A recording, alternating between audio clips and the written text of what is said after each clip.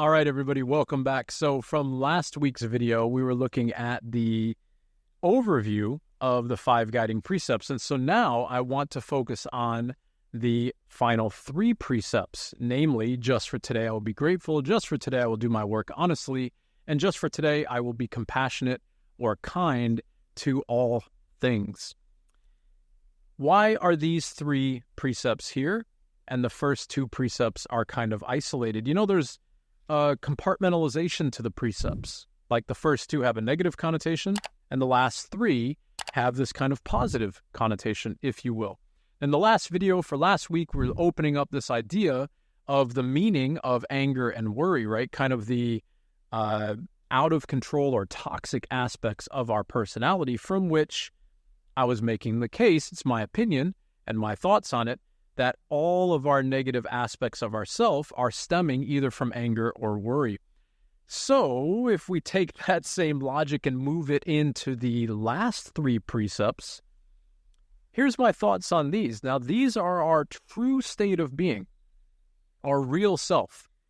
It's our state of being if we are not attached to the past, which is anger, or worried about the future or projecting into the future, which then is worry, of course, right? If we take those 2 away, then by default, I hope, anyways, and I think, and I trust, by default, everything in the universe will be the last 3 precepts. Everything in the universe will frame itself from a perspective of gratitude, honesty, and kindness. Because why wouldn't it? Right? Why wouldn't it?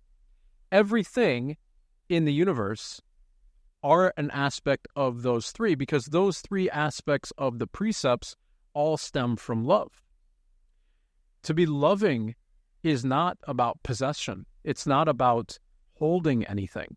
To be loving is to let everything be free.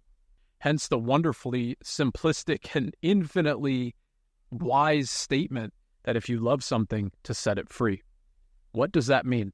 If you love something, you set it free. It means you don't attach to it. You're not owning it. You're not holding it. You're not struggling to keep it intact. In reality, if you love something, you're grateful for its existence. You approach it and work with it with honesty. And you are kind. You are grateful. You are loving.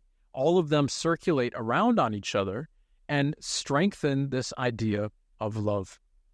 Our natural state of being is love.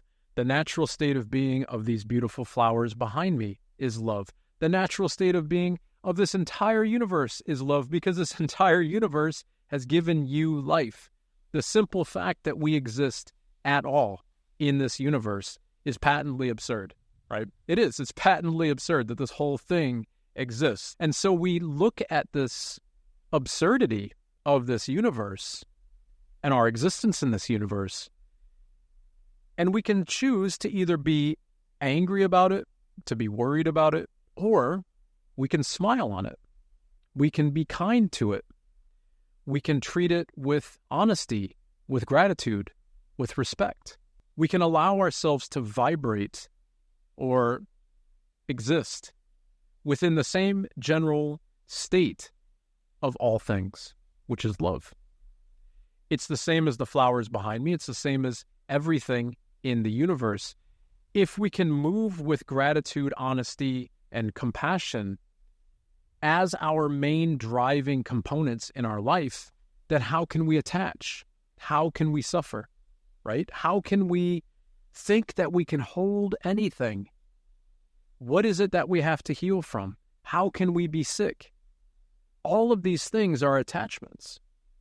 And so if we strive our best to exist with a state of gratitude, a state of honest and full, a state of honesty and a state of compassion, that everything we meet in our external world will be in that same context of gratefulness, of gratitude, honesty, and compassion as well.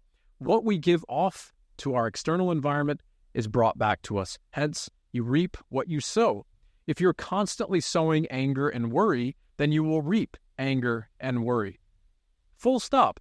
These statements are profound because they are axioms of life.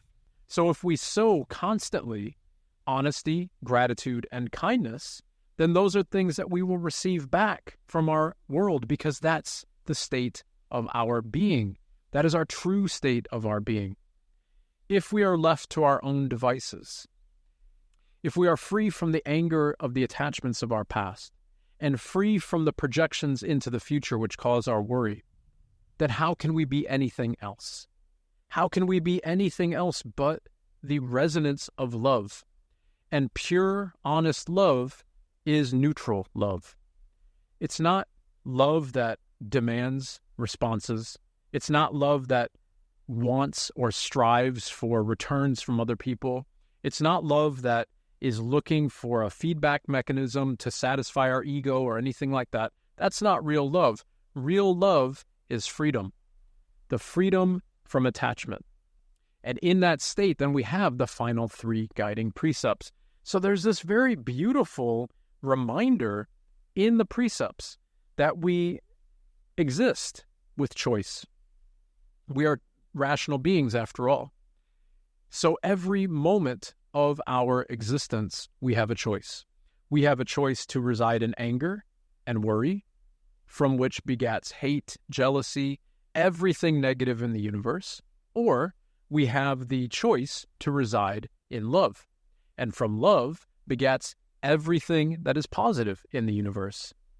If we can stay in this camp, then we are moving with the flow of all things. And if we stay in the first camp, the anger and worry camp, then we are resisting the flow of all things, and so we suffer. You know, we really only have to open our eyes and look around us. Just look at the external world to see these 2 camps. And then we can maybe ask ourselves a question of, what camp are you in? Is it a camp that is fueled by the ego and fueled by jealousy and belief of the self and delusions of the mind and all these types of things? Or is it a camp that is working towards, at the best of our abilities, towards a still mind? A camp that is working towards the cultivation of love and honesty and gratitude and compassion in, hopefully, everything we do. Now, of course, we are human, so we will fail. That's why the guiding precepts remind us that just for this day, I will strive to do my best to not anger and to not worry. And instead of those 2, I will strive to do my best to be grateful, to be honest, and to be compassionate. And I really hope that it helps to frame our understanding of the practice in a way that shows how critically important the precepts are. If we don't treat the precepts with the importance and the reverence that they demand, then we can't do our practice, because we will simply be stuck in the world of attachment. And that world of attachment is fully framed within the first 2 precepts. So I hope you've enjoyed that video, everybody. Thank you so much for the support of the channel. As always, be well and in Gassho to all.